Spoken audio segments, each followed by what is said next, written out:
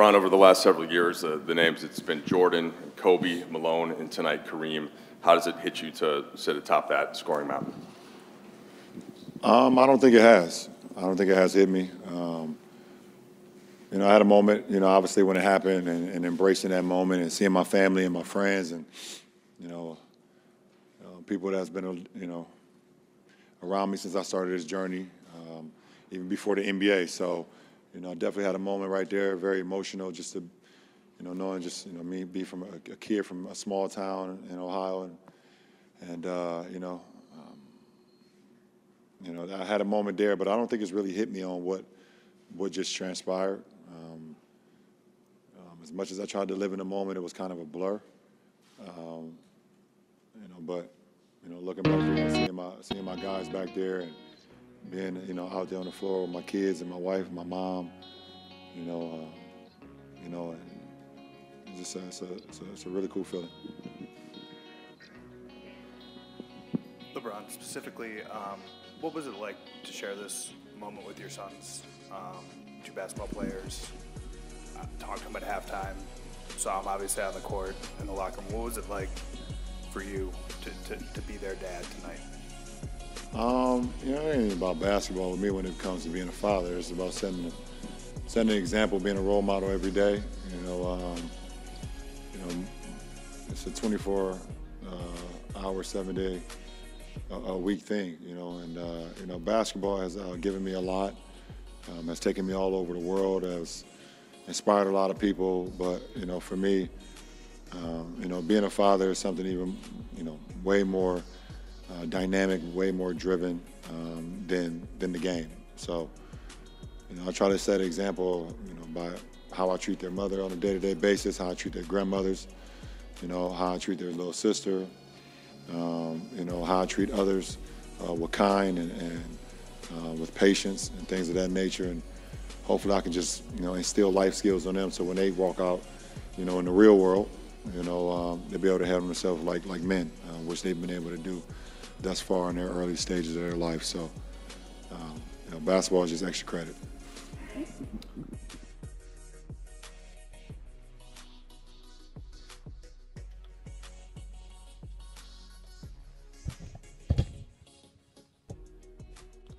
Welcome in. Today is the Ropes Day with TR3. This Hump Day, Wednesday. And we have a special day today, man. We seen a lot last night. These last few hours, man, I can't wait to get our visitors in today. Our / co-hosts in today. Cause we got one person coming up here, man, named Coach Jared, as we call him. And he's an old MJ lover. Savage. And I love MJ too. But what LeBron did last night.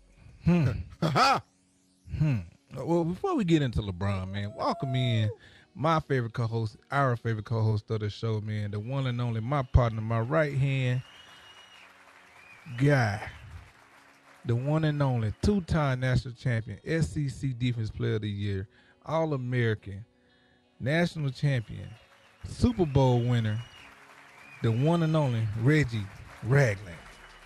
Reg, what's going on? Dip on your chip? Don't forget chip eater too, because I'm right here eating a chip.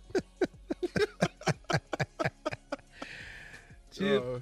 Man, I'm good, man. I had an eventful day, been rehabbing on my shoulder. Got done with that, so I had some time to go down to Tuscaloosa. I went down to Tuscaloosa today. Saw Coach Kevin Steele, man, Coach Sal, some of them boys on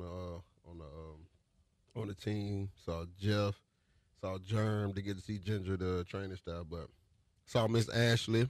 That's my girl there. Oh yeah, man. Listen, a lot of people don't realize that's really the glue of the recruiting. Boy, they don't know it, but now they know. Yeah, Miss Ashley is that one, man, and she was like that when we was getting recruited. Like, she from Gaston, so it was for us, we kind of grew up together. Ashley a little older, but as far as like Dre and Jarrell Harris when they started at Gaston Pool, coming from to Alabama, man, like Miss Ashley, bro, has always been that person, being that guy. I ain't gonna say guy, being that lady that kept everybody in line, and she tell them guys today, like, hey, Y'all way softer than what them guys had it, man. Like, and she gonna speak it to it, the truth. She ain't gonna sugarcoat nothing, man. So she's been a mom to a lot of folks. She's been an auntie to a lot of folks down there. She's always took care of my kids when I was, when I couldn't take care of mine when I was at Alabama. When I used to be in between classes, she helped watch the kids for me. Even when we was at games, you can see her holding my daughters and stuff, man. So Miss Ashley, man, don't get enough credit. She's not even, she's one of the ones behind the scenes that's not even spoken about, man. But at all. Man, we got to give our props to Miss Ashley, man. I got to tell you a story about Miss Ashley. This is how much I love Miss Ashley, and she loved me as a person. This lady here, I had a game. She said she always came to at least one of my games every year in the league now. Mm-hmm. She got on a plane. Early is I'll get out on a Sunday. Uber to the game. As me and my family driving to the game, she got out in traffic and jumped in my car. And then we took her home to the game, and then she came to the house after staying with us, and she left the next day, man. So, man, Miss Ashley is, like you said, like an auntie, sometimes like a mom to us down there, man. Like, her door's always open. You can just go in, chat, talk it up. So, man, that lady there don't get enough credit, like Trent said, man. She the glue to it all. Really. Man, I can remember I had came back to Alabama, and this one, everything had kind of, everything was going crazy in my life, and, I was, I didn't want to show my face at the time, right? And I was talking to Miss Ashley. She was like, just go out there, go on out there. And it was the game, I can't remember what game it was. And Miss Ashley, every time I see her, she talk about this. She'll like, Trent, that the giant that you conquered that day just by walking out the hill, like, she was like, Trent, this is home for you. Like, everybody gonna love you. And she made me walk on the field. And man, as soon as I walked on the field out that tunnel, man, the crowd went wild, and they were just like, man, like, oh man, I'm glad she told me to come out here and go out there and, that I am home. She reminded me of the greatness in the confidence that I had at Alabama, and just the love that Alabama had for me, man. So, man, Miss Ashley got us through, and this was before they had the mental health stuff. So she's been my mental coach for a while, since I was 17, 18, getting recruited at Alabama. Everybody, man. Terrence Cody tell you a lot of stories about Miss Ashley, how nice she has always been to all of us, man, and real, She's been a genuine person, bro, and man, Miss Ashley don't get any props. Like, she needs her flowers. Like, we need to do something for her. Like, if we can. Oh, we definitely can. That ain't nothing. That's easy. And you know what? And it's crazy because she don't want no awards. She don't want nothing. Even if we can just take her out to eat, like, whatever. Like, we could need you to just do something for her, man. And because her, Ginger, Brandy, was it Glenda? Yeah, Miss Linda. Oh, I saw them today too. Miss Glenda and Miss Linda. Man, I saw both of them today. Yeah, man. They still the sweetest things ever. Sweet as pie. Sweet as pie. Sweet as egg as king cake.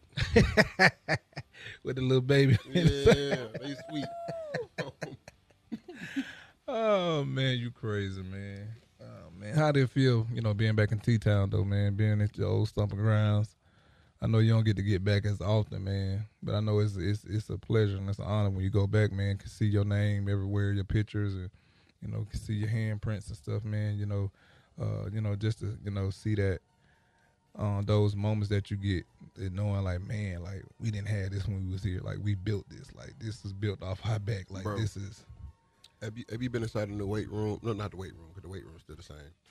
But have you seen, like, the new training on the training room and like the equipment room and the locker room? Last time I was there, they had the old stuff. Well, not old. I mean, they had some more stuff added to it. Bro, I got lost.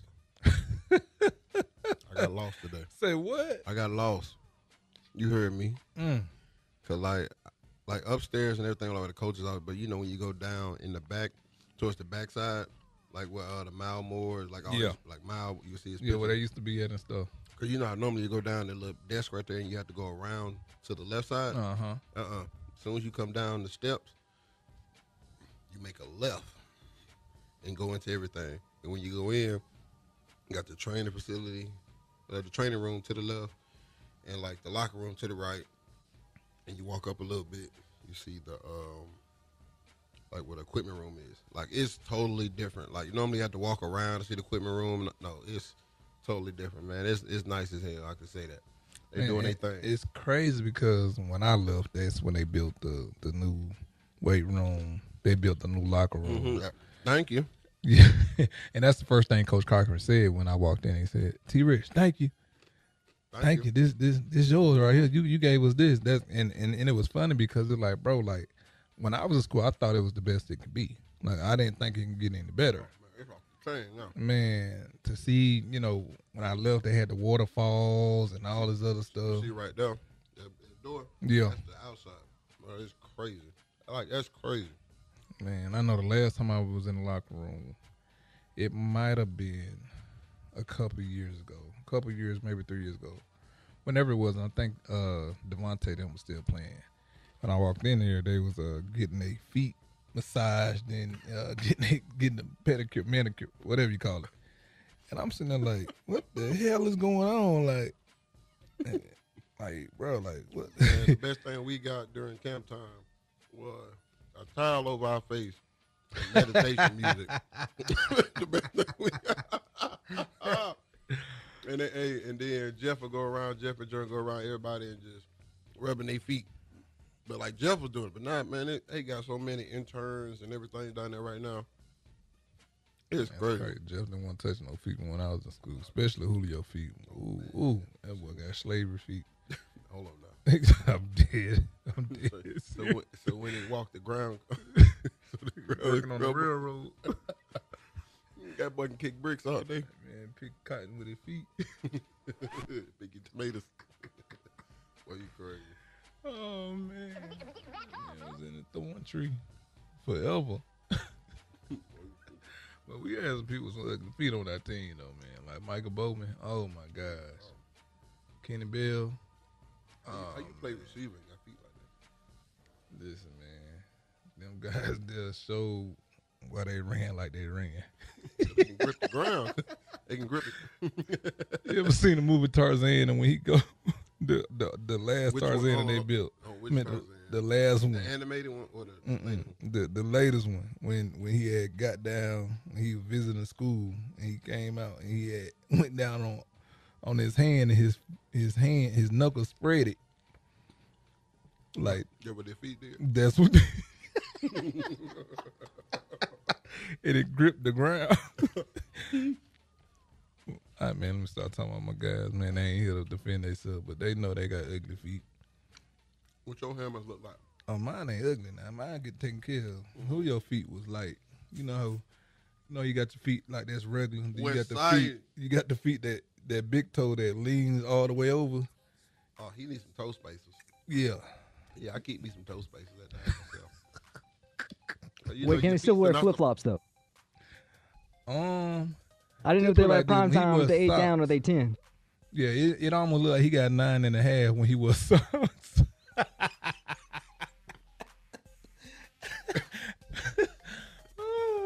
Crazy. Almost like he about to get ready to make the number 4 with his hand. What? See, look at this man. See, look. Smitty's stupid. Smitty, what's Smitty is, bro, he is messy, man. If y'all watching the show, Smitty is playing Tarzan with Samuel Jackson had that toupee on. Samuel died in here. Did he die in this movie? No, he ain't died in this movie. He died in Deep Blue. I was sad. Oh yeah, he got that daggum shark. Yeah, he came and got him. That might be the only movie I have seen Samuel Jackson down. Deep Blue Sea.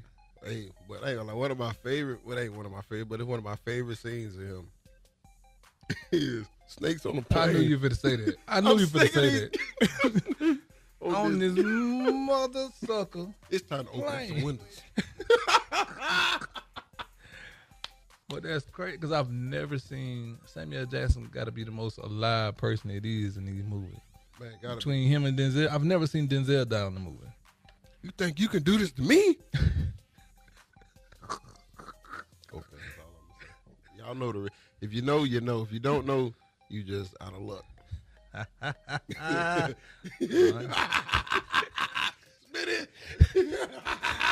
Smitty retarded, Time to man. open up some windows. Hey, Smitty, you Wrong need with help. Smitty, man. Smitty better put the bleeper out. Yeah, go and get the jump button. The dump button. Cause Samuel he said a few words. But listen, we gotta pay some bills. Y'all go visit our friends. Where you just came from? Tell them where you just came from. I came from Eggers. Mm-hmm. What you got? Chicken salad. Mm. You better come get you one of these. Mm. He ain't breathing over here either. I'm inhaling in my teeth. Hey man, they hiring down there too, man. Listen, they starting at a good price too, man. Y'all can make. I don't want to put that business out there, man. About almost 20 an hour, y'all do right, y'all. If you do your thing, man. But listen, they hiring out there, man. Listen, they looking for some good workers, great workers, not just good workers. They're looking for some good workers. Y'all go, put an application, man. I might go put one in after this, man, when we get done. So listen, yeah, we'll be right back with the Ropes with TR3. I'm gonna just keep eating the food.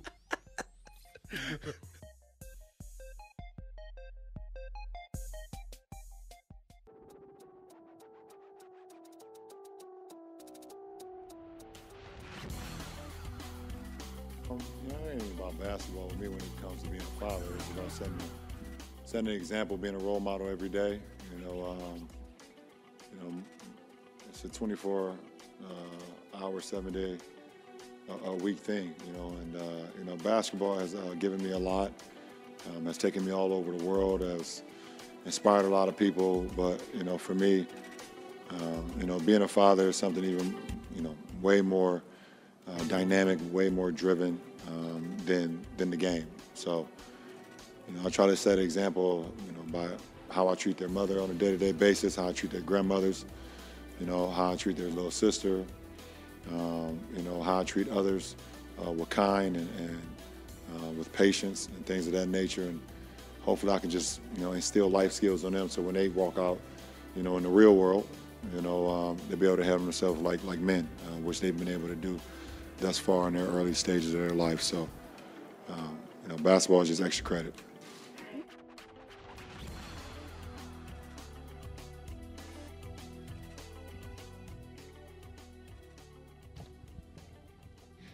Welcome back with the Ropes with TR3.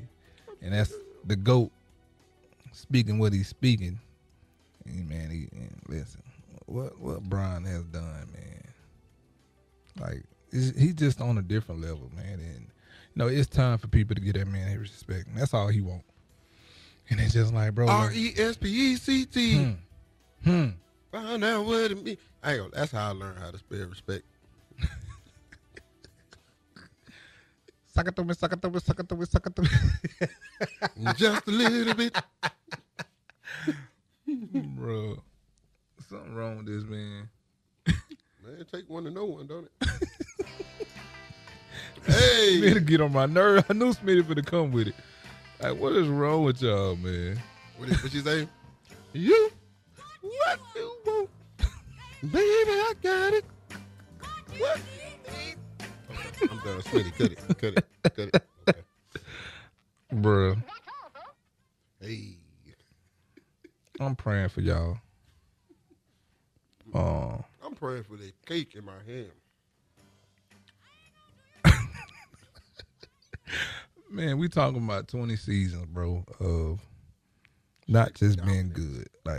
Like Dominance. The man is averaging 30. Like, that's every year. And he's been like that since middle school. Mm-hmm. And I hate that people be like, well, he couldn't play when Jordan. Man, listen, y'all act like this man wasn't an All-American in football, too. Huh? So, yeah, he was no one playing on high. Oh, I know he was. Yeah, I got the ad-libs going. Like he wasn't that dog. Like, talking about could have played at an NFL level caliber type guy. Like, they used to say he was Randy Moss, a slower version of Randy Moss. Until he come through the middle and get hit. And people don't realize how big and how fast he was at that same size, like at 6'8", 6'9", running Like the 4.5, 270. running the 4.5, jumping out the gym. Like, come on, man. Like, that's God's work, bro. Yeah, he was created for this moment. Like, he was created exactly for this. Like, okay, let me ask you this. mm-hmm. You think he'd be as special as he is if he played football? I think he would have been I think he would have been up there with the Shannon Sharps and the Tony Gonzalez. I think he would have been up there with the Littles. I think he would have been a special tight end. Far as a receiver, like the Kellen Winslow, like the Winslows, and I think he would have been a more of a receiver type tight end. But then at that too, man, he would have been able to eat like he wanted to. Like he would have been able to, not have to be on a basketball diet. It's two different diets. People don't realize it's two different diets. Oh, way two different diets. More protein. I think, bro, he just gifted, man. Like he just got a talent. So I don't think he could have been wrong no matter which way. I mean, he probably wouldn't have been playing for no 20 years. But I definitely think he would have been playing. He would have played more than 10 years, and he would have been at the top of his game each year. I definitely think so. I don't know, cause I do. I think he would have been dominant, but until you get that real hit put on you, dog, I ain't gonna lie. I remember the first time I got that first hit. Like I was 5 playing up with the 7, 8 years old. Man, that daggum offensive lineman hit me so hard. Man, I walked to that fence. It was. And my dad looked me in the eye and said, "You all right? You good? Yeah. You injured? You hurt? No. Well, get your back out there and stuff." And then ever since then, I've been on the swivel. So, when you got to college, what was your first, like, that real initial hit or that person that, really gave you that thump? Like Chance Womack. Oh, Chance. Oh, Chance. I was on scout team. And that big solid food, I ain't gonna call him a food. That big solid joker came on a pull. It was a power.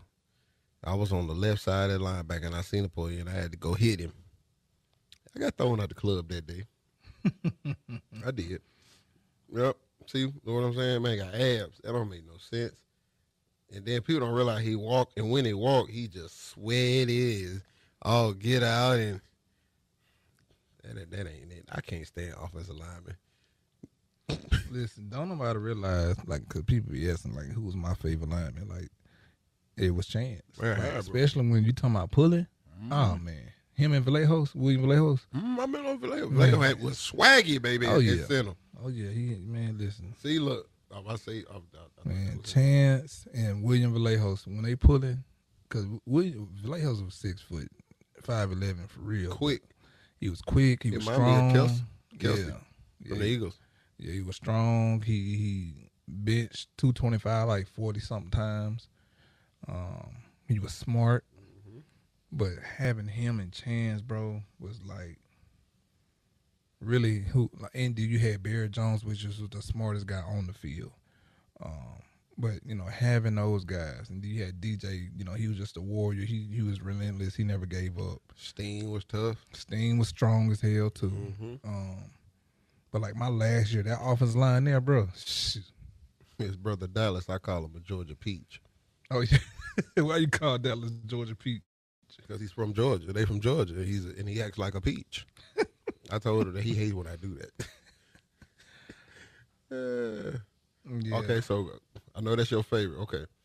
Besides Chance, I know Barrett is the most decorated out of everybody on the line.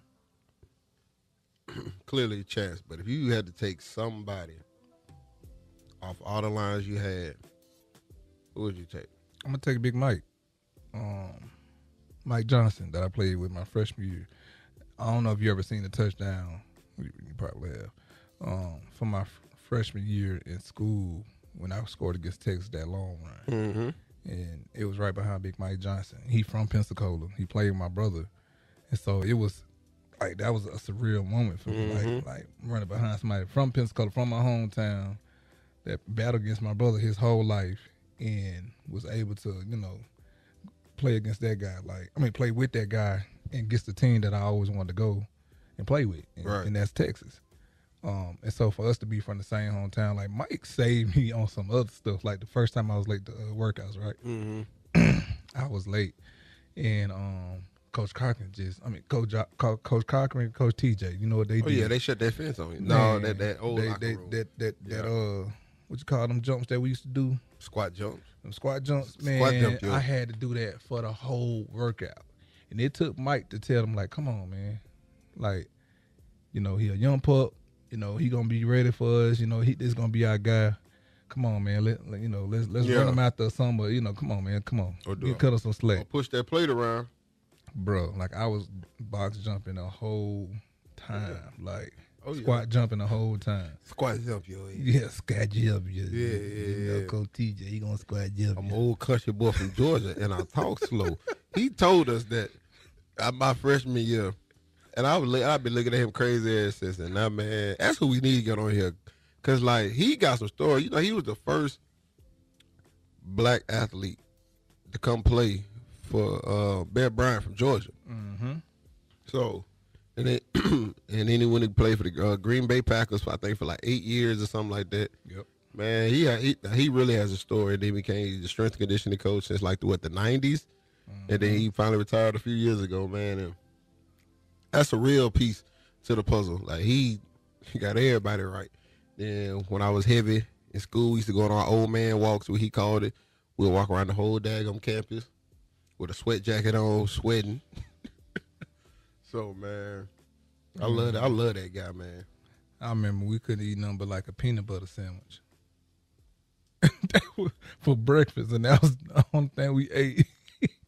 And let Cody tell you, man, he had a bologna sandwich after the game.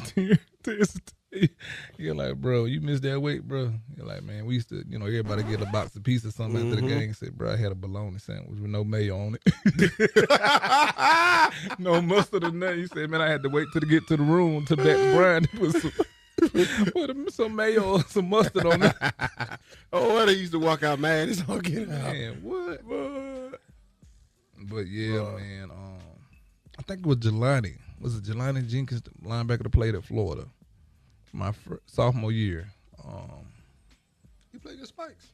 Yeah, I played against Brandon Spikes. Yeah, that's my dog, though. Yeah, we showed Brandon Spike what he really was when he played against the second time. The first time. No, the first time we played against. I only played against him once in the.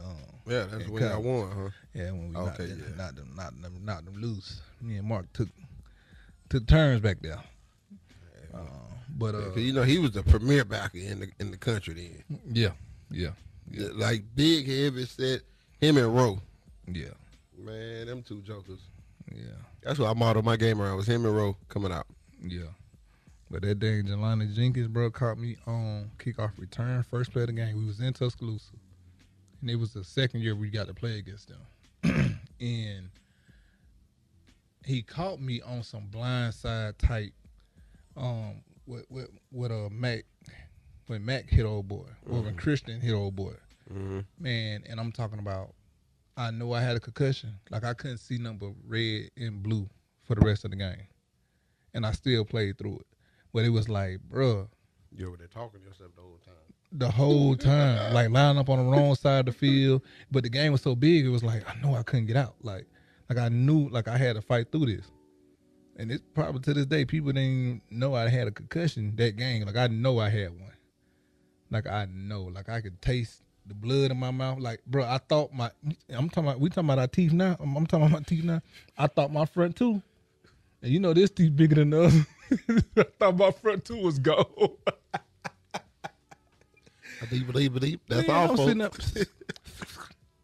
And I'm sitting here talking to Greg. I'm like, bro, is my teeth gone? Trent, what's wrong with you? I said, bro, is my teeth gone? He said, man, come on, man, we got to go. He said, man, your teeth is in there, man. Bring your tail. Bro, I just knew my teeth was on that field somewhere. Missing you. Yeah. Oh yeah, man. Jelani, I owe him one. I got him. I ran him over in the All-American game, and I asked him after the game. I said, "Bro, why you hit me like that?" He said, "Bro, you got me in the All-American. I've been waiting for 2 years to do that." I said, "All right, I got you." He got me. Yeah, he got me. But I still had a good game that game. That was crazy. I still had a good game, not even knowing what direction I was going in or not. But he knocked me senseless. I know that. But listen, man, we gotta take a break, man. So listen, we'll be right back with the Ropes with TR3.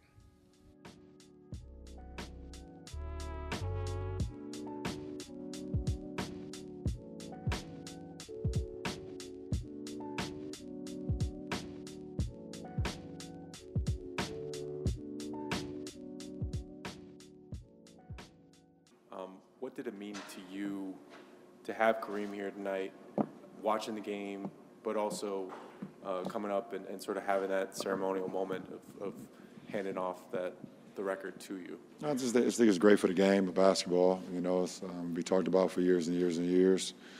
You know, I'm a historian of the game, so I know what, you know, guys like Kareem and Wilt and MJ and Magic and Bird, and, you know, Oscar Robertson, Elgin Baylor, the rest, you know.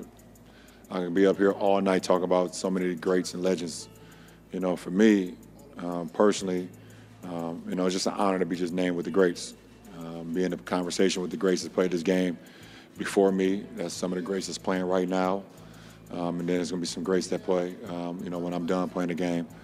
You know, so it's just always just a surreal feeling. Me and my boys, my guys, we talk about it all the time, you know, about how we used to watch these guys and how we used to compare these guys, or we think we were those guys when we would play, you know, AAU or just playing around in the backyard or whatever the case may be.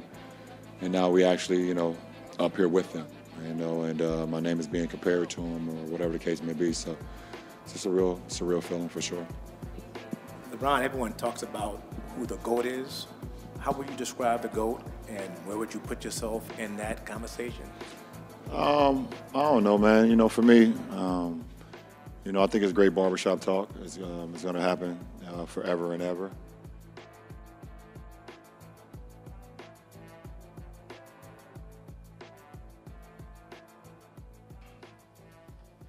Welcome back with the Ropes with TR3, and that's LeBron talking about GOAT talk. Can he? And Shaq said it last night. Smith, I wish you'd pull up that what Shaq said last night. He was saying, man, can we shut down the talk of being the GOAT now? Like, can we go? And he said, you know, I'm gonna let, you know, the fans decide on that. You know, being modest. But he said, you know, 10 games out of 10, I'm gonna take me. You know, no matter what. You know, I'm always bet on myself. But seeing him celebrate last night, seeing the joy last night with his family, with his friends, with the people that's really close to him, that moment, bro, is big. It's huge. And I think people need to be able to grow, like far as being open-minded of what this young man, this older man now, but this, you know, fellow has went through with being a guy from 6th grade on up and playing at the top of his game and never letting us down when it came to being a great through his whole career. Like, who does that? It just still baffles me. It doesn't matter everything you could throw at this man, and you done threw the kitchen sink and everything at him, and you repeatedly say he's not that guy, he's not good, he's not the GOAT, and they want to sit here and say, oh, if Mike would have played longer, it would have been this, it would have been that. Nah, I don't think so. Man, listen, he's left a mark. Every team that he's played at, he's won a championship, except the first time he was in Cleveland. But he came back and he still won it. And he gave y'all a promise. He said, I'm going to win Cleveland a championship. He gave Cleveland a championship. The front office didn't want him no more. So he went on and said, I'm going to go to the West Coast with this sunshine. I love where I'm from, but it's too cold. So I'm going to go and skedaddle. And it's crazy to think the top 2 scorers in history are from the same organization. That lets you know how great that organization is, man. organization. Have you It's seen just- nah, I think Showtime? it's top. Well, the top is 3 out of 4, 3 out of the 5, or is it? Yeah, 3 out of the 4. Because I think it's Bron, it's Kareem, it's Malone. Karl Malone, and I think it's Kobe, right? No, Kobe or Carl? Then Carl? or is it Will? Carl's number 3. Yeah, Carl's number 3. Pull that up for me, Smitty. Nah, Mike at 4, I think. Nah, Kobe had passed Mike. But it might be Kobe then. At least done brought a bowl with ice. Like we some kids and we saw it here. She would have put she get little plastic bags and everything. So you got LeBron James with 1,410 points. No, I'm sorry. Hold on. That's how many games See, he you played. go. See, look, here you go right Get it right here for y'all. Yep, 3 out of 5. Lebanon James. And in the top 10, you got, 4 that played for the Lakers? You got Wilt, you got Shaq, you got Kobe, you got Kareem, and you got LeBron. You got 5. Did Elvin Hayes play for him? You said top 10. My fault. He had 11. You got top 10. Hell no. Kevin Durant gonna be in the top 10 for some that. But if Kevin Durant had to go out, if he wasn't out that year with his Achilles, he'd probably be at number 9 right now. Yeah, I just find it hard for people. Shit, Melo too. He played for the Lakers. Yeah, Melo played for the Lakers too. But I think it's a totally disrespect when you don't, when you always got something to say bad against LeBron. Like, come on, man. Like, what else does this man got to do? Mm-hmm. Like, it comes to a point to where it's like, come on, bro. I'm not even trying to prove myself to y'all no more. Like, I done done everything. And, to be real, even watching my guy story today, Jordan ain't got the most championships. Russell got, 11? Mm-hmm. If we talk about rings and being the GOAT. And he played as a coach. He played in the NBA as a coach, and he won. I think he won 2. Championships as a player's coach. I think it's 2 or 3. I was just watching the story on Netflix today, and man, what that man went through. Like, to see how similar that him and LeBron's story fits with each other, as far as fighting stuff that's off the court, as far as for the next generation, and putting his body through what he's putting his body through, or his career. Because a lot of people hated Bill Russell. A lot of people wasn't accepting Bill Russell, especially up there in Boston. Yeah, and that's so. They wouldn't even let him get another house up there, and he's out here doing what he's doing every night, and it's marches going on. They're beating black people. They're water hosing black people down for having a peaceful march. And so Bill led a march a couple times. He went to the Capitol when Martin Luther King spoke. Savage. And he wanted, I think if Martin Luther King wanted him to come up there and speak and say something, he turned it down because he was like, bro, y'all did all this. Like, it would be slap in the face for y'all to have me come up here and to speak, bro. This is y'all time. Man, it's crazy. Like, during his era, you had all the people that was in the movement. Like, Sam Cooke was big in the movement. Yeah. Jim Brown, Malcolm X, Muhammad Ali, right? Like all them, man. So that's crazy. Like all them, Jesse Jackson changed the game or changed life for people of color. So like I felt be grateful for guys like that. Yeah. Like to speak up and lose so much for our people to gain a lot. Yeah, Shaq said it best, man. He said, I think all the big men should get them 5% of their contract, as far as Bill Russell, like for the stuff that he did for the game. Like, I don't know about 5. We'll give you 1. Man, whatever. Like, hey, he worked for his. I got to work for mine. Yeah. I'm just messing with you. You got to think about it, bro. $100,000 was $1 million back then. And so Wilt Chamberlain had got his $100,000 contract, and Bill Russell was like, "Hey, I want $100,000 and $1, just to let you know I'm better," because Wilt Chamberlain could not get over that hurdle of beating Bill Russell. No. And I'm talking about, I think they went 9 championships back to back and won. You got to realize who Bill had, too, though. 10 out of 9. Man, he had one of the coldest monsters to play guard, Bob Cousy. Oh yeah, Bob, big shot. Bob was a Bob Cousy was a he. He was the he before the he. Oh, Bob. Then the Lakers couldn't beat them either. You know they got a documentary about him on Netflix? Lord. Yeah, that's what we were just talking about. I was just watching that documentary today. He came out? Yeah, it's out. Yeah, it's out. I'm It's a good one, man. Y'all got to go see Bill Russell documentary on Netflix, man, when y'all get the time. I actually just watched it before I got up here today, and I'm talking about something that was like, dang, like you forget like how much this man went through. And I think Bill Russell played, 14, 15 seasons or something like that. And he was at the top of his game each season, and they was winning championships, and he played and he coached the same team that he was playing with at the time he was playing. That's crazy. So while he was playing, he was coaching? Yeah, he was coaching. Wow. He was the head coach while he was playing I think it was his last 3 or 4 years with Boston. 11 championships in 13 seasons. What's the owner of the Celtics back then? Who? The owner of the Celtics? Mm-hmm. He's a smart man to have Bill. He was the first black coach named Bill, wasn't it? First black coach ever in the professional league in North America. Ever. So that's why Shaq said what he said.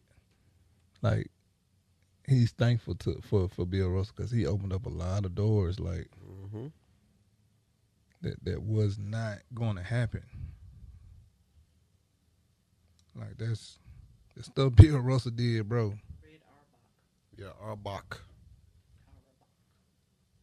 That's crazy. Man. But Miss Lisa done walked in here, man. Miss Lisa, how you doing, man? How was your day? It was good. I got a question to ask y'all, but I'll wait till the commercial. I want your opinion on it. Is it? I don't think I can say it on camera right now. One fish, two fish. Red fish, blue fish. Knick-knack, paddywhack. Give a dog a bone. 2000 party. Oops, out of time. My bacon smelling. Party like it's 1999. I'm not fooling with y'all today. Should have kept it going. Hey, where the cognac at? I'm on that. I'm on that hen and I'm on the mile. How you sleep last night, Reg? I know you had a long day yesterday, man. You got your workout in. Got you some cardio in today. And when I left here, I went and got me something to eat at a shoe shop. It's a ramen bar. It's out here. so good. Man. That's my favorite. Gas. Called Shoe Shop. Man. Shoe Shop. Yep. Man, they had these little crab fingers. SHU. That's my thing. And I get the red chili paste with it. I don't know about no chili paste, but I like hot food though. yeah, hot right out your bum. It's real good. Red chili paste. That don't sound attractive. No, it's good. You like spicy food? And there you go. Neither one of y'all like spicy food. I like hot food. Well, no, chili paste is spicy. I'm sorry. Yeah. I like my That'll food take hot your soul out. off the stove. I like it hot, not spicy. No, I feel like they take all the fresh off the grill. You just I feel But like it depends on spicy. how much you put on there. If you put a little, you can still taste the food, everything, and give it the flavor. But if okay. you I put can too do that. much, I can't do that. I don't like it when it's so spicy you can't taste the food. So like No. that's how the food is in Thailand. Like it's Overly spicy? Yeah, it's very spicy because it's dirty over there. Better word. So it has to be to like kill the bacteria and all that. But when I say that's probably the best food I've ever had, dog. So you don't like spice at all? I tolerate a certain level of spice. But You went to Thailand, so have you ever had the Singapore street noodles? no, I didn't get the street noodles. Those are so good. Man, but they had like this duck out there though. Man, You said duck. Aflac. Don't tell Nick that. Him or Dion. Why? You know they got that Aflac commercial.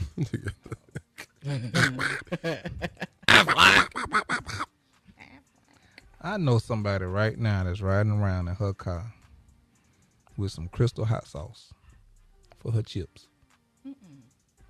And was yelling at her kids about listening to certain music, about being a certain way, and turned around and I seen the camera and I noticed it right there in the middle In the console. middle console. They had some Crystal hot sauce. You not gonna say? I ain't gonna say. I'm gonna let her live. But they were yelling at. She hear me. I know she hear me talking about her. 'Cause she definitely listening. I met this girl. Hey, It's not who you talking about? No, you reside They with. down in Pensacola. Oh, in Pico. Oh. They ran in the shop. What All was I you know, saying? Well, you ain't gonna go into it, so they don't listen and ask it. she was calling the kids a certain name and saying that they were this and that. Oh, And next thing I know, I see some Crystal hot sauce, a Oh. bottle of it, not the packages, Okay. a bottle of it in the middle console. I feel like we talked about something like this. Yeah, this just happened. This just happened. It might be the same person, but it just happened a couple hours ago, and it was just like, how you gonna say this about the kids and you riding around with some Crystal hot sauce? I did that one time. Not the Crystal. Eat my chips with this. I said, oh, okay. I said, That's day one. I made a comment with my son one time, and I said that he threw it right back at me. And I had to shut up. I was like, ooh, he got me. Sound like Smitty put the music on us. He did. Commercial. Smitty. Man, I know we fit to have Coach Brown gonna call in, man. Y'all know tour coach played at Auburn, man. You know, he's a Jordan MJ fan. And so we definitely want to knock on this LeBron Controversy. It's gonna be a greatness when he get on, man. Because I want him and Coach Jerry. Coach Jerry's supposed to be walking in here in a minute. But when we get back, man, for this second hour, I definitely want to talk about can we shut down a comparison? Or can we shut down the GOAT talk? That's gonna be a debate. The Mount Rush. Who's at the top 5? Who's your number ones? Are they both Jordan fans coming in? Yeah, they both Jordan fans. And listen, So I don't want folks to don't think that I'm not a Jordan. I'm a Jordan fan. But I definitely think it's definitely a different time. And what LeBron has been doing and what he has done for the last 20 plus years, I want to say high school and middle school, it's unheard of. And I'm waiting. I'm going to wait. And I hope we see this again, but I doubt it. Because it was never another Jordan. Closest thing to Jordan was a Kobe. But to see this work, and I see he already challenged his sons already. We're asking them that who's going to break his record. And the son said it's going to be 2 and 3. It's hard to be number 1. and they just let them know we're going to be 2 and 3. Okay. Hopefully one day they can come and break that thing. Something to see. Oh, yeah. Listen, we'll be right back, man. Listen, we got to get to this next hour. And we're going to bump this music. We're going to pay some bills. Listen, we'll be back with the Ropes with TR3. Be back.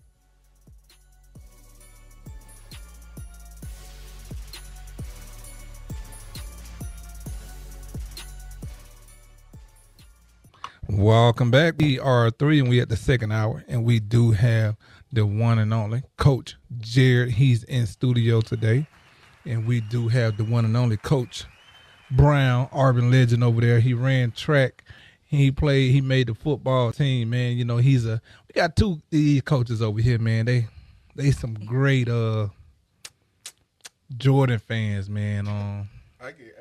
And we talking about get him the headphones. Give him the headphones. Give him the headphones. Give him the headphones. We've been waiting on this. We've been waiting on you for about a week. I've been waiting to get Coach Brown on here.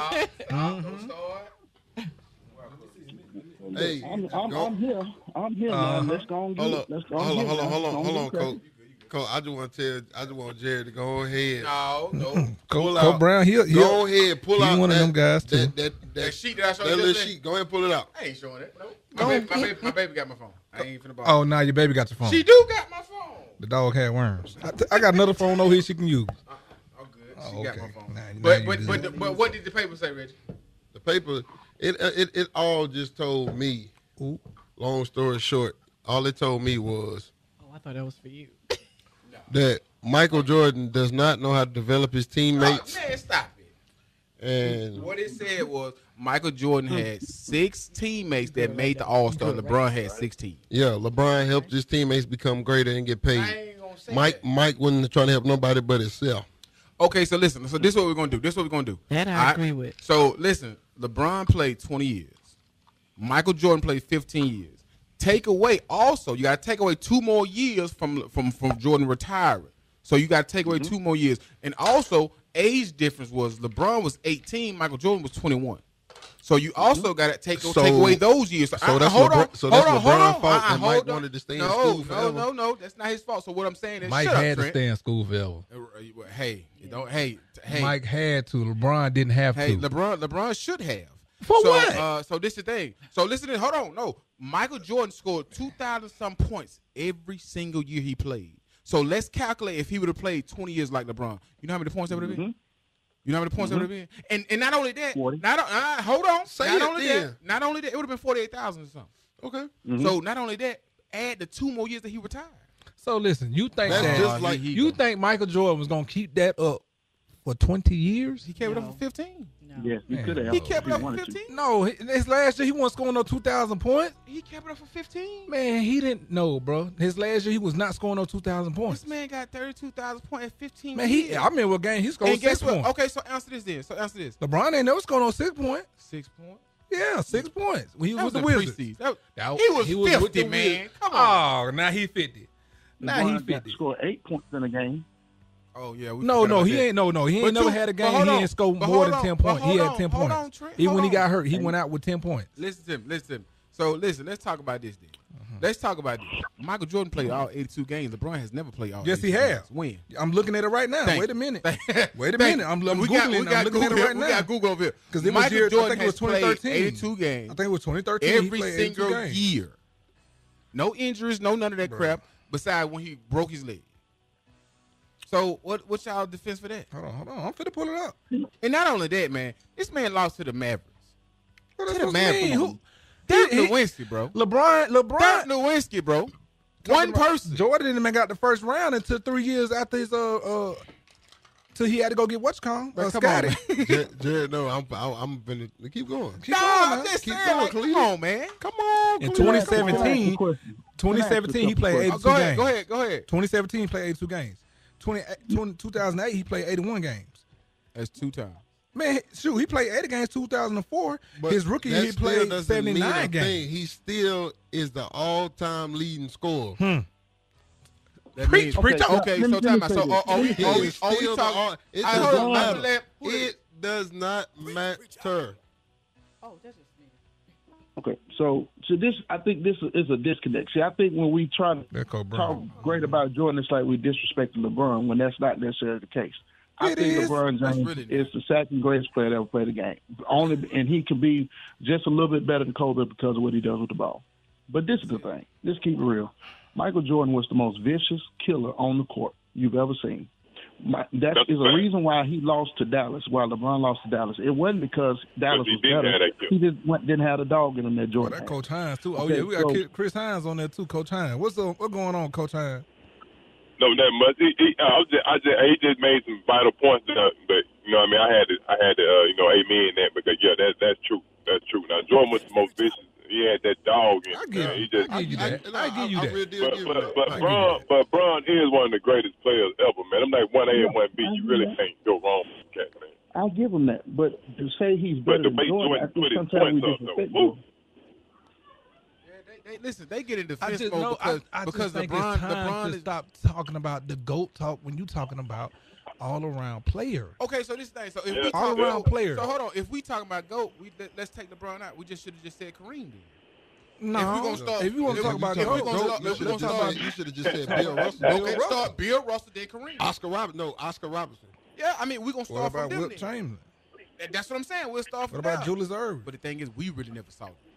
And me, I really never saw Jordan. Yeah, like you didn't. So that's that. But I know what I know. Coach Brown. Coach Brown. I respect LeBron. Like I said, LeBron James, as far as what he does on the court every night, in and out, I have to give him respect. But to say that he's better than Jordan, everybody say, well, he's an all-around player. Jordan was an all-around player. You got to keep in mind, Jordan's goal, when he was responsible for making sure he scored the points. That was the whole point of his team. Yes, it was designed around Jordan scoring, just like it has been for other teams. But the difference is Jordan was the greatest scorer. LeBron didn't have that responsibility. Like you said, his responsibility was to give the ball and push the ball and make other players better. That's a great part of what he does. But that doesn't mean that he's a better basketball player than Jordan. Coach. So just because Mike was vicious, that makes him better at scoring. It's his skill set. He shoots the ball better than LeBron. He what? All around. And then too, but time out too. And y'all got to realize this. Back in that era, he has a better mid-range than LeBron. But no, hold on. Back in that era, it was not about shooting threes. I wouldn't even say that now. But like back in it that just depends time, on when you talking about mid-range. Like Jordan had pim, didn't take one dribble and pull up. Like LeBron, you could tell when LeBron about to do something. But answer this. Did LeBron develop his shot as later on as he got into the league? Did he not? Yeah, and Jordan didn't. No, he didn't. But guess what? He didn't take threes. It wasn't a 3-point game back then. They did mid range. It was never 3 points back then. And guess what? And just like they said, so Jordan ain't had to develop his 3-point shot. I don't think he did because they didn't ever take him.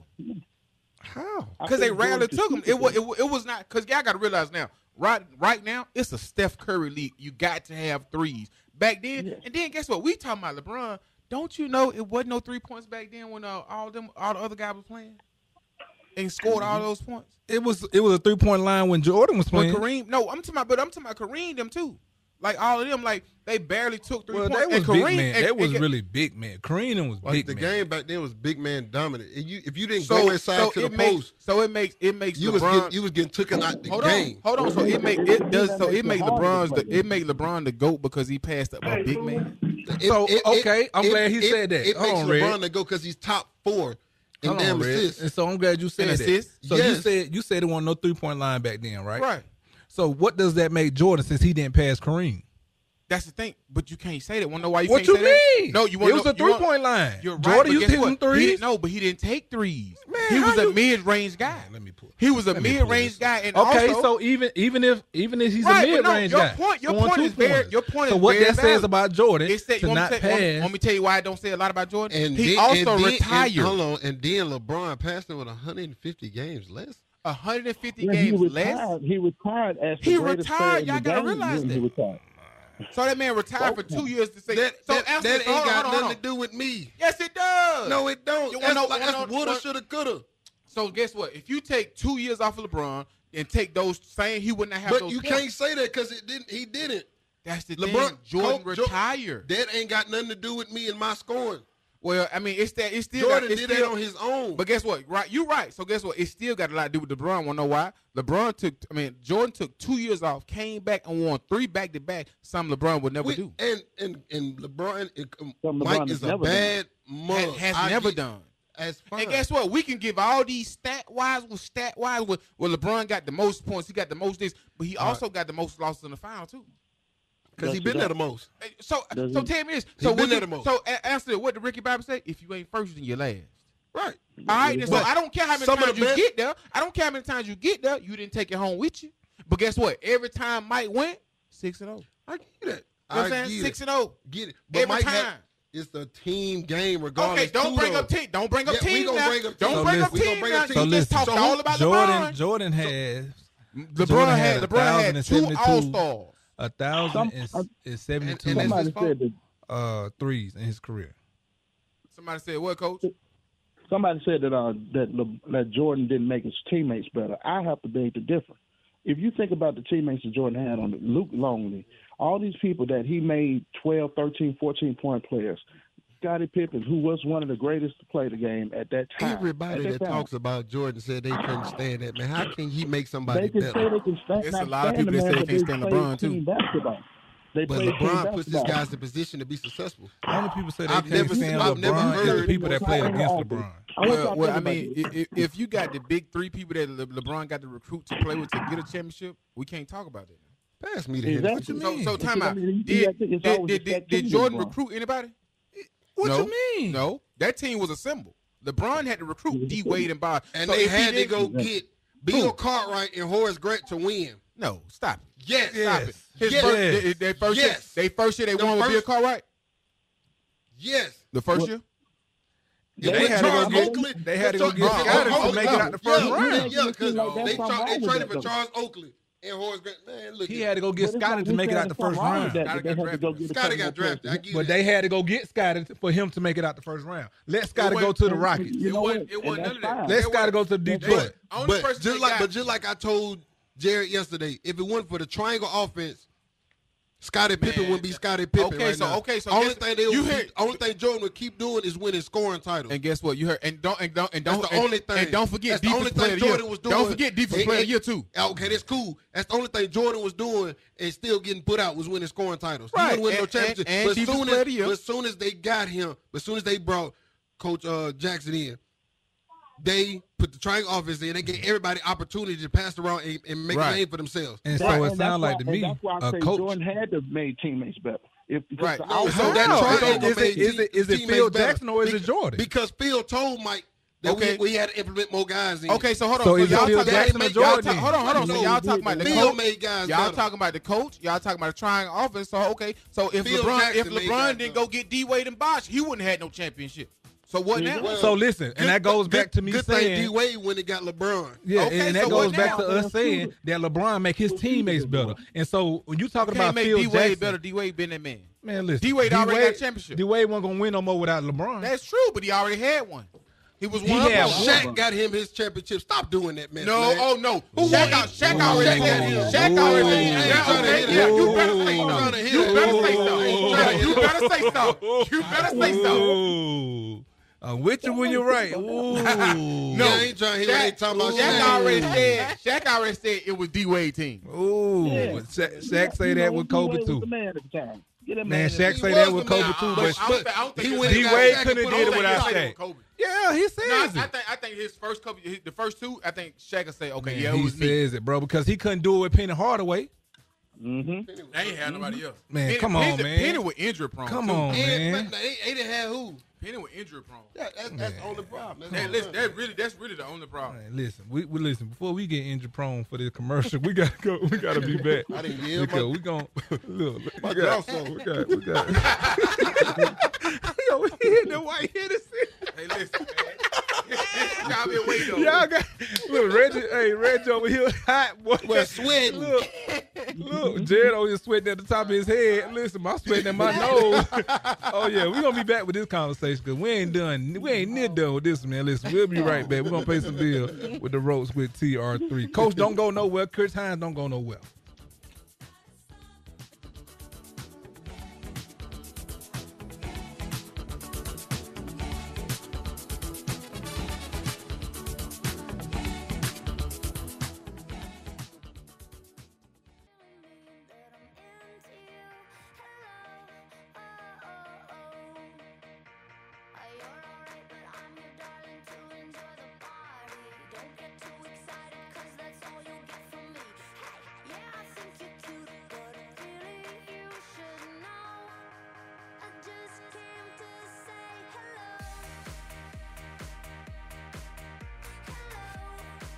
A 3. Forgot who he was from here. Because he said something about, What? yeah, like we Yeah, just y'all passed young the fellas. Ain't nobody passed up We Kobe. got 2 on coach. But people do not give Bron the recognition that he I mean, deserves. listen. I respect LeBron. I actually think LeBron is a great player, but I just don't think if I'm picking my team, I'm gonna pick Jordan and Kobe over here because he don't have that killer instinct. Of course, guess what? Yes, So if you're starting a team right now. Ho. Let me get down. Yes, he's a facilitator. He's all well, that. y'all take a shot. No. Oh, you talking about that? Listen, he's a facilitator. He's gonna make everybody else better, this, that, and the other. But I'm gonna take Kobe or Jordan over him. Reggie, now you got 2 cameras on you. Now it's 2 cameras on Reggie. How? I don't know. I just turned yours Man, around. I just look good. Hold on. So I'm gonna just say this. But I'm picking Jordan. But okay, so and I think I asked Reggie this yesterday. All right, Reggie, hold on. If we can't settle this yesterday. debate, I'm taking Manute Bowl over everything. All right, listen. Is Coach them on the phone? Coach Brown, Coach Brown or Coach Hines? Who y'all taking? If y'all was the start of the dynasty right now. I don't think they're back on it yet. All right, well, listen, I'm going to ask y'all these questions. Then we can settle the debate. It's done with. All right? 3 seconds left. You got a game winner shot. Who you picking? Robert Horry. Out of the 3. Shut up. Kyrie out of Irving. the 3. Out of these 3, I'm telling you. Kyrie Irving. Jordan, Ray LeBron, Allen. or Kobe. Who you picking? Kobe. Jordan. Okay. Who you got, Trent? And you a diehard Kobe fan, too. Hold on. Nah, ain't no hold on. Who you picking? What I'm saying, what kind of shot we got to take? 3 seconds left. We got a game winner. Matter of fact, let me take that back. Because I was seeing something. Oh, he go stat wise. That Come on, man. LeBron has more game winners than Mike. No. I'm just going by what I saw. If you're going by Smitty, help me out. Smitty, Smitty, pull up final wise. Don't pull up no regular season game winners. That don't count. Final wise. For LeBron here, Game. or So the only thing for LeBron, you go to LeBron, LeBron. you know LeBron got the Finals. most game winners right now. Not in the regular season. I'm not talking about the regular season. That does not count. Okay, playoffs. Who got the most game winners in playoffs? I think Kobe. If I'm Kobe does. Kobe does think about Kobe. 2 over Jordan. Yeah, I think Kobe does. All right, so He got about 2 over Jordan. So listen. So what I'm asking everybody right now on the phone, right now on the Kobe phone. then. So if the last 3, you got 3 seconds left. So listen, hold the on. ball, Hold on. What's the situation? The situation is a game winner. Y'all I'm down. saying game winner by 1 point, No, 3 game point. put up by 1. Game winner by 1. And you listen. You gonna take Jordan? You gonna take LeBron? Or you gonna take Kobe? Who? Coach, hold on. I'm gonna start with Coach. Coach, who you gonna take? I'm taking Jordan Okay. because Reggie, who you taking? what I'm saying is if you need a shot, at any point in the game, who's confident to take the shot, MJ. Okay, yeah, we know somebody else always pass. Who you taking? You gonna take a shot like that? No, I was saying. I was passing the question. Issue with this man 'cause he I'm making passing the question to basketball plays. Reggie. So you passing Reggie, the question I'm to Reggie. passing the question to Reggie, then I'm passing to you. Oh, you gonna pass it to me? So you dishing it out? Hold on. Okay. I'm a facilitator. I'm a I've facilitator. never seen people who so quote unquote know basketball always get mad at him for making the right decision or play in the game. Like basketball, you're gonna do it. I get it. You want your best player to take a shot, but if you see a got better 4 opportunity, on 1, if you got 5 on 1, and you got everybody else open, Everybody, I've never seen, bro. Listen, they don't guard LeBron like they were outside. man, you crazy. They don't guard crazy. LeBron. You I promise they crazy. don't. The other night You when they just mad played 'cause Boston, anybody guard you. all I 4 of promise them guys was I fouling promise LeBron the other I night. promise you, they're not guarding. When they played Boston the other night, they were all 4 of them was holding well, LeBron. I mean, who you taking? Oh, I told you I'm taking Kobe. Okay, who you taking? last second shot. And you 1 second. You a diehard Kobe fan. 1 too. second. Yeah. I mean, one point. Who you taking, man? 1 Stop point. making this hard. 1 point though. To drive it in. To drive it in. If he drive it in, he I'm gonna go with LeBron. He to drive it in. Oh, you said 1 point game. No, to win it. This is a finals game. Like, this is the last game. Like, game 7, finals game. If you take it in, guess what? Y'all might lose in overtime, but guess what? You get a shot to win the game. Who you taking? I know who will be scared to take it in. Yeah, my point exactly. How is that? How is he scared? He didn't Because told he's scared you to hit he's a that free throw basketball line. player. He makes the right decision. Listen, man, a lot of things you always got to say the right things, do the right things for the right people. Man. But in actuality, I ain't trying to hear that. In actuality, listen, in actuality, man, I'm taking Jordan. I'm happy for you. You got your opinion. But that's but all but good. also, I take Kobe. Good job. Good job. But see, also too, has Jordan ever, Coach? Can you quote me on this? Has Jordan ever played a game 7 in the finals? Never. Yeah. He has. No. When they never. played Detroit. No. Listen, I'm finna listen to Coach. Coach, has he? No. Oh, he in the finals. He's never played a Game 7. So what? Not in the NBA finals. Nope. Oh, okay. So basically, what you telling me is he never let it get there. So tell me who Mike did played in the finals to get to that point. So let's talk about that. He didn't play. He didn't play Dirk Nowitzki. He didn't play Dirk Nowitzki. It don't matter. So you act like Dirk is a slouch. He's top 10 in scoring.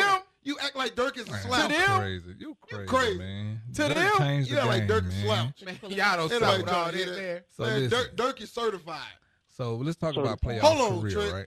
But let's talk about who Mike can played in these finals. Let's talk about the teammates. Let's talk about the teammates. Let's talk about who they didn't play. So Utah Jazz. Utah Jazz. These folks didn't play the Seattle Utah Supersonics. Jazz. John Stockton and Karl Malone, and that's it. Nobody else. That's it. Karl Malone and John Stockton. Scottie Pippen and Michael Jordan. That's it. Michael Jordan, Tony Kukoc. You had Ron Harper. You had that boy Mike Tyson fight like a bulldog. Man, listen, man. Stop that, man. So listen, we talking about playoffs, right? Michael Jordan is 119. Bro, listen, stop getting the stats. He done won 119 games and he lost 60.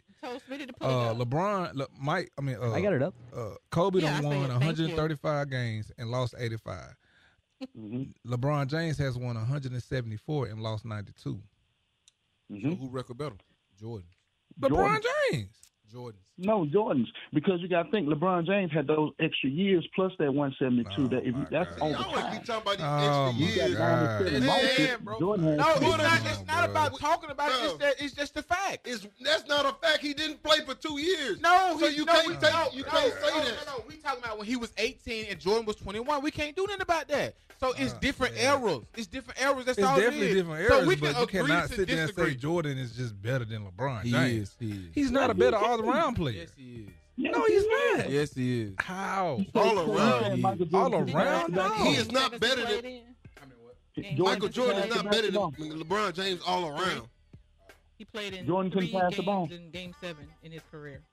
You said what, Coach? I'm asking Michael Jordan himself. Think about it, all his years. Not just not getting to Game 7, but if you think about the totality of his playoff runs, the teams he played, we talk about the Detroit Pistons, all those folks. LeBron ain't never played no teams like that. He ran rump all through these conferences because wasn't nobody playing in the Eastern Conference. All those years he made it to the finals. Wait, nobody's going to touch him. What about the Nobody's going to touch him in the air. Nobody's going to knock him out the air. Nobody's going to fight LeBron. The Eastern Conference loaded back in those days. They ain't going to So at the end of the day, just being realistic. What about the Spurs? They're not going What to about the fight Spurs? LeBron. Answer this. Has LeBron ever took anybody, hidden, all that? He's never took. But y'all act like LeBron didn't step in that game at 18 and them guys were What I'm still saying playing. what I'm saying is LeBron has never took. Y'all act like he won an All-American in football too in high school. This high school. All state. He could have been. He was no one playing in Ohio. Listen to him. He's never took the beating like Michael Jordan. I just want to say this. He's soft as Sharman tissue. Exactly. He 276.8. Come on, He's soft as Sharman tissue. I just want to say this. He's soft as Sharman tissue. So you think Jordan can be able to hold these guys and you can't even back check them now? That was Jordan era. That's what I'm saying. You can't back check these. You can't put your hands on these guys. So Jordan hold been on. fouled out. So hold on. No. Man, No. That's defense. Like, what you That's mean? what He I'm was saying. defensive player of the year. I know, but he was fouling too. Multiple times. He got away with a lot of that. Yeah. Okay. He got away with a lot of that. But also, okay. So he'll get away with that. Then, so what LeBron gonna get away with when he get knocked out there? Man, he ain't getting out that. Man, that's a whole lot of man coming through that L, cuz. I don't care about that. Bill Laimbeer did all that. See, that's the thing. Y'all, this thing, era is different eras. Yeah, we gotta accept. Man, listen, when we get off the show today, but you not finna sit here and say LeBron James couldn't play in that era. What I'm saying is this: when LeBron came into the league, guess what he did? Guess what? When LeBron, and then all the Hall of Fame guys already said Jordan was scoring 50 a game, and LeBron don't do that. He would. So, and not only LeBron don't have to do that though. Hold on, and not only that, this is the thing. LeBron came into the league and he wanted longevity. So guess what he did? He lost weight. So he was gonna have to carry around all that weight on his body. Didn't Shaq do the same? Didn't Shaq do the same thing? This is a different type of player. Didn't Charles Barkley had to do the same thing? No, this is a different type of player though. So you telling me LeBron, Shaq, when Charles Barkley same player? Say it again, Smitty. Where's that, Smitty? He has over 2,000 rebounds though, double of Jordan. That man is. Do you think Michael Jordan is a center? That's what you know, but you're talking about an all-around player. He can play 1 through 5. Jordan ain't playing 1 through 5, bro. And Jordan is nowhere near in the top 10. And that you couldn't play 1 through 5 because everybody was 6'10". You couldn't play LeBron that. Is truly one of a kind. He's truly one of a kind, and I'm gonna give him.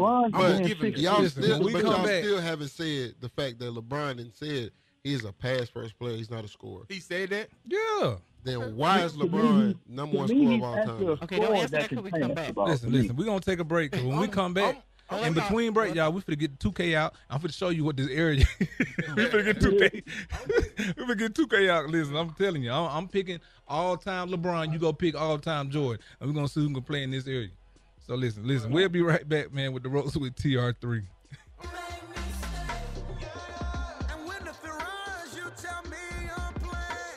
Welcome back with the Ropes with TR3, and we're having the debate right now. I don't even know why this is still a debate.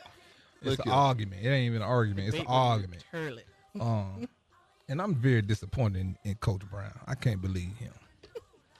Man, I'm going to have to call Coach Ray Ray. I'm going to call Coach Ray Ray. He keep on. I'm going to call Coach Ray Ray. You got to do what you got to do, man. But I just don't understand the disrespect to MJ like this. I don't understand the disrespect to LeBron. Yeah, because the only thing y'all can say that LeBron got. LeBron. It's just we can't give Jordan the great because we see LeBron, in this day and playing 20 years, and we act like Jordan didn't put in work when he was in the league. Like, I'm just like, I don't disrespect the man. I got on Jordan shoes right now. I got the utmost respect for him. But I bet you don't have LeBron's on, do you? Oh, no. I got LeBron's at the house, too. I go hooping them. I got some of them. I would hoop in some LeBron's before I hoop in some Jordans in it. Yeah. No, I got to agree with you on that. I ain't going to lie. Jordan was more of a fashion shoe. Like, LeBron was a real basketball shoe. Man, look here. I never forget. I'm in the 8th grade, coach, and I'm playing varsity basketball at Crystal High School. And, like, our colors are orange. I got on the retro Aqua 8s. Why did you wear Man, look at that was at the time I thought I was going to hoop. Like, I was one of the top players in the country. How you I've been the same height. How he is now? I've been the same height since I was 12. But I was the number one player in the country in the 7th grade. Basketball. Yeah. Top 3 in the 8th grade. Like, I thought I was finna hoop. Then all of a sudden, Lord said, boy, we're going to keep you at 6'2". You gonna chill. You gonna hit people. You had to go and go to football. Man, look here. I promise you, if you'd have made me 6'7", I'd have been Zion before Zion. I got a better jumper than Zion though. he ain't got a single jumper. I wouldn't say that. I got a better. No, that thing Ragland. Listen, Ragland. I done seen him in person. His jumper is terrible. But he ain't a jump shooter though. He's just more of a powerful guy. He's an explosive guy. But you leave him open, I think that's what he is. Yeah, he's just explosive. I don't think he's a great shooter or nothing I think he's the newer version. I mean, cause when I seen him in college, I ain't even realize he wasn't that tall. Like I thought he was taller than what he is. No, he was 6'5". He's 6'6". He's probably like 6'6". Yeah, he's about 6'6". Yeah, so I was thinking like, man, he's gonna be the new version of Shaq. I was at the game when he busted out his shoe. When he busted out his shoe, that was crazy. That was crazy. Listen, but at the same time, when I seen him do that, I was like, yeah, you're a big fella. Like, you need to lose some weight. Yeah, you need to lose some weight, big fella. You know, my brother played for North Carolina. It's the fabric in them shoes. It was just ridiculous how big that guy is. Like, that's a big kid, bro. Yeah, he's a big dude. Yeah. And he can play football. That boy he dang near throw 80 yards. That's what I'm saying. Like, he a big fella, man. That's a big fella. It's real big. But I've always said, so tell me this. I don't think speaking of football. What? If you was to start a football team, right? Could you start one around Jordan or LeBron? Which one would you start one around? Jordan ain't never played no football. I mean, he can throw the rock too now. I ain't starting nothing right now. Football. I ain't starting Jordan was an athlete now. Okay, hold on. So he want to make the question so crazy. Listen. Hey, coach. So coach. Answer this, coach. Nope. Smitty, check your phone. Hey, bump. Smitty, put your bump on, Smitty. Smitty, put your bump on to this whole conversation. Check your phone, Smitty. Hey, listen, Nice, Reggie. Coach. Bump. Who would you start your team, your running back team? Bump. After. Bump. So you pick Mark. There he go. I'm gonna tell you how the argument gonna go. And this you got LeBron James. I mean, the problem is, 6'8" don't really work in the backfield. No. We talking about Mark Ingram. I said Mark Ingram and then Trent Richardson. You gotta pick one running back. But I'm gonna tell you what most people gonna say. I'm going with Trent. Because that's a bigger fella. Run through folks. Mark is good, man. Same thing I said a while ago. Go ahead, Reggie. Go ahead. So I'm gonna tell you what people would say. Oh, I'm going with Mark because he got the high. Right. That's the same thing I said a while ago. But you just said, okay, check your screen out. Now check your screen. Ooh. Yeah, but I think that's depending on the year, that Heisman that Ingram got. You know what I mean? Yeah, who he was up against, It's different, man. Nah, you just might stay at this conversation. Let us talk. Yeah, I'm gonna stay at this conversation. Now look at this slow motion. Now look at this. Cause Deuce running that rock too now. Don't get it wrong now. Listen. He's good. He's very good. But at the same time, I'm gonna tell you from an Auburn fan, we were terrified of Trent, not Ingram. We wouldn't worry about him. We worried about Trent. Him and Derrick. Okay, I'm not gonna say that. Trent, okay, hold on. Stay with that, Rich. Hold on, Rich. Hey, Coach, answer this. Who you gonna take? Mm-hmm. You gonna take Trent or you gonna take Derrick Henry? Well, I'm taking the workhorse. Henry because I'm looking Mark at and Trent. Size, but I think because he's more of a workhorse. That'll be hard because you're thinking about both. No. I said Trent and Derrick. Oh, you said Trent and Derrick. Trent and Derrick. That's tough. That's a tough workhorse. They the same person. They workhorse. They actually the same person. I think Trent just a little shorter and stocky. That's it. But I'm gonna tell you what everybody gonna say. Derrick because he won the Heisman. That's the only thing. And that's what I said a while ago. Okay, that's the question. So who you gonna take? Who you gonna take? Me or Ruben? I'm gonna take you or Ruben. You or Ruben. But see, man. that's the thing. And the reason why you can't ask me that, Ruben is from like my hometown. No, but no, you can say that because Ruben got the buckets. They didn't give me the buckets. I didn't even know he won that. He won the I buckets. didn't even know he won that. So okay. Who you gonna take? C.J. Mosley or Ruben? C.J. Both of them got the buckets. C.J. Why is that? C.J. Why is that? C.J. Every tackle. More explosive. Every tackle. And what was Ruben? But guess what? How long did it take Ruben to get there? 3 years. Yeah, but it still don't matter. CJ came out his freshman year doing it. He had the opportunity early. We did it. Hey, you didn't work your butt off. How come we didn't? It was already guys solidified in front of us. CJ was there my first 2 years, and I was behind him. You think they finna play me over CJ? Well, and I ain't proven. Okay, that's true. That's true. My freshman year, I had Nico Johnson and CJ Mosley. Yeah, that was tough. Nico came in playing as a freshman too. Both of them did. Yeah. So this how it goes. All right. So this who I would take. Over what? It's a CJ and Ruben, and I would take CJ because I seen him develop as a freshman, like through the summer camps. Because I remember, I used to bust his tail all the time, and I used to tell him, CJ? Yeah, and I used to tell him like, young fella, like just keep working. Like I seen him work. Now I seen Ruben work over time, but CJ got to play early, and CJ was very smart, and the ball used to just fall in CJ's hand. Right. CJ had 4 or 5 touchdowns his freshman year. Interceptions, pick six. But he had him. Yeah, he had him. No, he had him. And CJ was a for sure tackler. He was smart. He was a for sure tackler. And he wasn't trying to hit the big. He wasn't trying to get the big hit. That wasn't his style. He was going to make sure that he made the tackle. You know what I'm saying? And when you're talking about building a team, you can go with a linebacker that's going to be for sure tackler before somebody's going to always make the big hit because they're not going to always make that big hit. So you're saying Ruben's not a for sure tackler? No, I'm not saying that. I'm sitting there saying it scares coaches when it comes to he gonna try to take his head off other than making a tackle. Right. And another thing with Ruben was getting an interception before his form was off at one point too.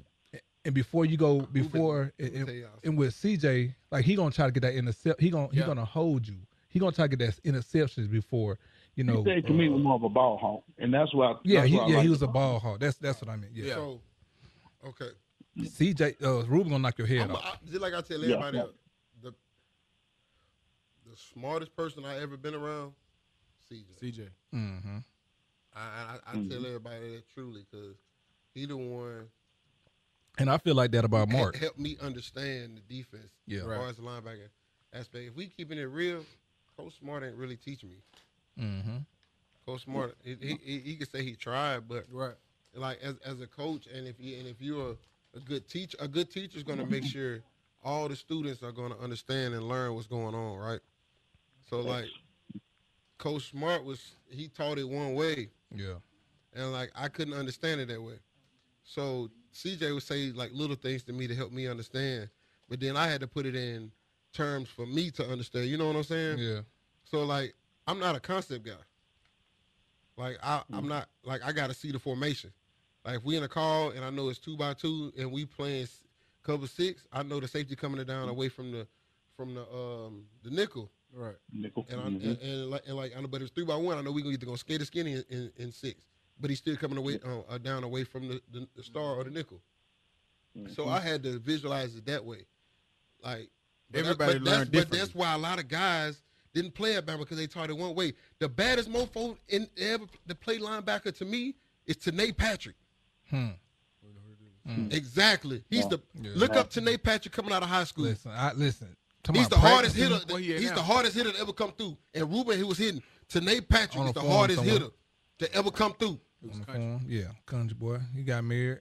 I'm telling you now, he the hardest hitter to ever come through. I'm talking about somebody I used to hate playing against that, like them scrimmages and stuff. Was Tanae. Tanae Patrick. I used to hate playing against because Tanae was the only person who knew how to tackle. And I think I said this on a couple episodes before. A lot of coaches lose a lot of players because they teach them one way. One way. Yeah. It's a million way. It's a million way to skin a cat. That's what my high school coach used to tell me. It's a million way to skin a cat. But most of these coaches now, they teach these players one way. And guess what? When that one player don't know how to do it, that one player gets so frustrated. All right, go on to another team then. You know, that comes with a breed of arrogance. Yeah, you know, because guess what? Guess what they're gonna say? Guess what they're gonna say? Oh, C.J. Mose learned this way. Rolando McClain learned this way.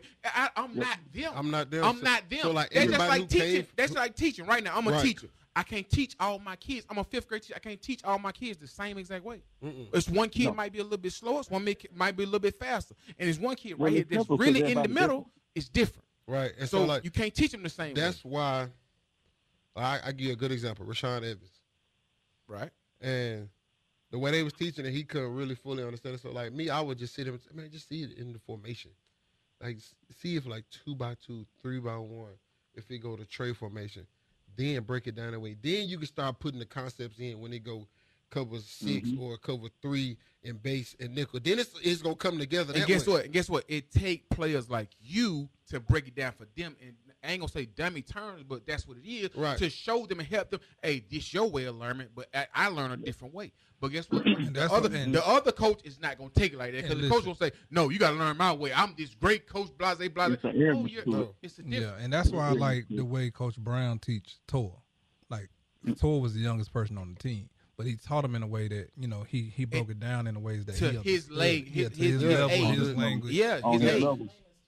Yeah, because the thing is, and I've always said this, and I've been doing this is my 21st year, and I can honestly say, man, you have to give them a variety of ways to learn.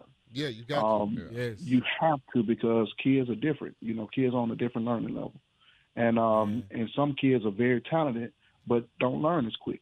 Some kids are not as talented, but, soak up stuff so quick, they become, better just day by day. Toll, what was so funny about him was, we knew he had the talent. Toll he just was trying to learn. Every day he would ask me questions. And that's what I like about, kids that really trying to learn, because when they ask them questions, and I ask I talk with them just like they're an adult when it comes to that, put concepts in. I teach my kids protections, all kinds of different things, 20 packages, 21, all that good stuff, because so they'll learn, get a little more, adapt to what you'll really see on a day-to-day basis playing football. And that's what happens. You lose that sometimes. And I'm going to tell you what's so crazy with me being a teacher. I'm going to be honest with you right now. for all the black parents that's out there that's listening to this, they got to realize this. A lot of our kids in the school system now, the teachers, they so frustrated because they have so much on them. Guess what they did? The first thing they say, oh, well, he got an IEP. She got an IEP. No, they don't have an IEP. But the thing is, you just have to take IEP, explain that to the world. Basically saying they're slow. So basically, especially they need help. They need help with their work. They did that to me when I was a kid. Right. They did. That's how they did me. They did the same thing to me. But the thing is, I told my teacher, I'm not slow or dumb. I just need you to teach me my way. I don't learn how everybody else learns. So just because we look the same and it's not the same. Right. So just because you teach your math problem, and you've been doing your math problem the same way for the last 15 years, boy, baby, it's 2023 now. It's time to change it. So guess what? They changing all these versions of math and everything else. They quick to tell all these parents, oh, your child got an IEP. No, my child doesn't. My child learns a different way, and you've been teaching this same way for the last 15 years, and it's 2023. It's foolish in your way. Listen, I work with the teachers union, man, and I have to deal with that foolishness, deal with those meetings. When they changed that math over, I just couldn't believe it. I was like, man, listen to me. I swear to how you, y'all gonna do if that? I put a math problem in front of all y'all right now, y'all grown, y'all be like, you would not be able to get it. It's so tough now the way they do it. It's ridiculous, it's crazy, man. Man, they do it. But this is the thing though. This is what I tell everybody. That year was the hardest year man, ever. I'm trying to tell you. And guess what? I've earned so much respect for teachers. I was ready for y'all to get y'all kids back. And I'm gonna tell you what's so crazy though. What I hate is the kids that's in the school system I'm in Bessemer, all this, they don't get the funding that the Hoover get. So they don't get the money. They don't get everything else that the Hoover kids get. So these kids are they're lacking everything. I promise you, we got our books probably got our books in December. School started in August. Yep. We got our books in December. What? I'm dead serious, dog. Like, I can call my principal right now and put on the phone, and she'll tell you, we got our books in December.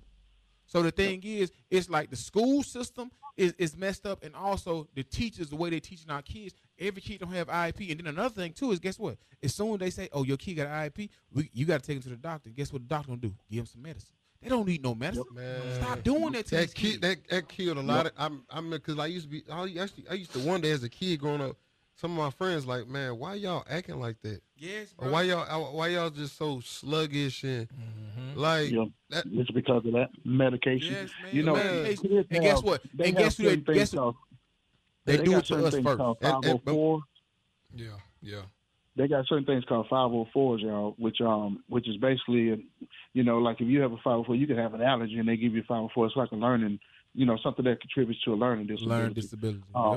And what's sad about it is that it is medicated, and that is the problem. I've been screaming, from governors to, state house reps, all the above, hollering, fussing, cussing about this because it's truly sad, man, to see what these kids go through. Like Brian ain't lying, in different school systems. I mean, all of them right now. It's really pretty sad, and you have these kids being misdiagnosed. Yep. Which is really the saddest part about it. And what's crazy? It was crazy. They tried to put me on medication as a kid. Like I was very hyper.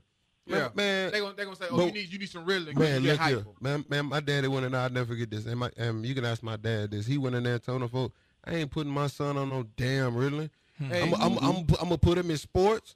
And I'm gonna give him something constructive to do, and that's gonna help him out. And just listen. I called me and Trent talked about 2-3 weeks ago. My baby had to go to the doctor. They told me, and y'all see me right now.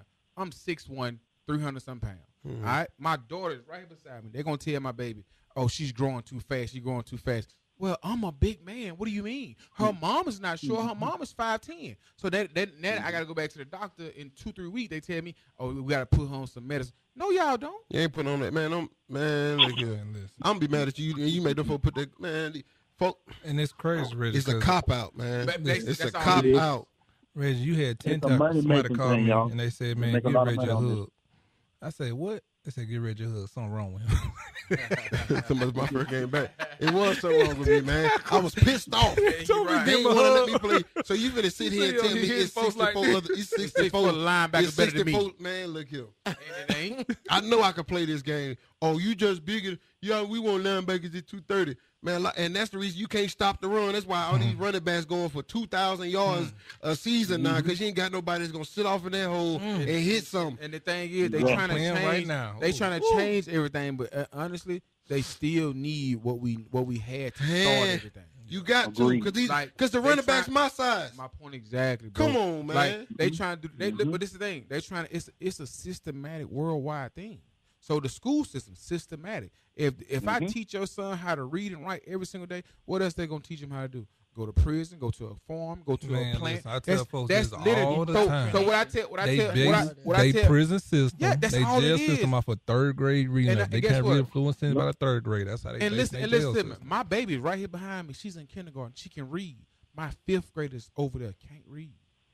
At my school, you know what's sad, y'all. Okay, so, so let me ask you this though. So who do you base that off of? Is it the parents or is it the kids? I just told you we didn't get our books to December. Man, it's the school system, and then not only that, it's the school system. I'm gonna tell you how bad the school system is and how bad they go against us, black people wise. I'm gonna tell you why. Hoover school system, they tried their best to stop the school buses. Wanna know why? They didn't want us over there. Yeah. They tried to stop the school bus. You can't stop from over here to over there. Yeah. They try to stop the school bus. You can't do that. But your sports programs are based off of. Right. Hello. But guess what? Guess what they say? That's all we good for. Man, look here. I'm educated. I got a college degree. I was fortunate to get some money in my pocket. I'm a nightmare to some people. There you go.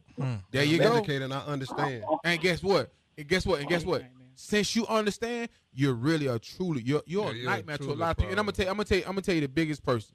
The biggest person that's really, man, he's not one of the biggest person, but he started taking a stand. Lamar Jackson and Jalen Hurts. And LeBron James. They went a different route. And they hate LeBron. And guess what? I'm gonna tell you, LeBron James is a great player, amazing player. But what he has done off the court, as into his agency and the people around him, Rich Paul wasn't no agent. Rich Paul was his homeboy. His homeboy. That was his homeboy turned agent. And guess what? And now his other best friends, business partners, Maverick, all of was them. older than. Listen, we're going to stay live on the podcast. Listen, we got to go on the radio, man. Listen, we're going to wrap this up, man. I want to thank everybody, man. My co-host, the one and only Reggie Ragland. I want to thank Coach Brown coming on. I want to thank Coach Hines for coming on. Coach Jared, man, he always a friend of the family. He is family, man. So y'all can find us on TR3 with the Ropes with TR3 on Instagram, Twitter, Facebook, Bama Insider, YouTube. You can catch all the shows if you missed it on Spotify. So tune in tomorrow for another great show. And you already know, great conversation. And at the end of the day, man, I tell everybody like this: you are your way out. Good night.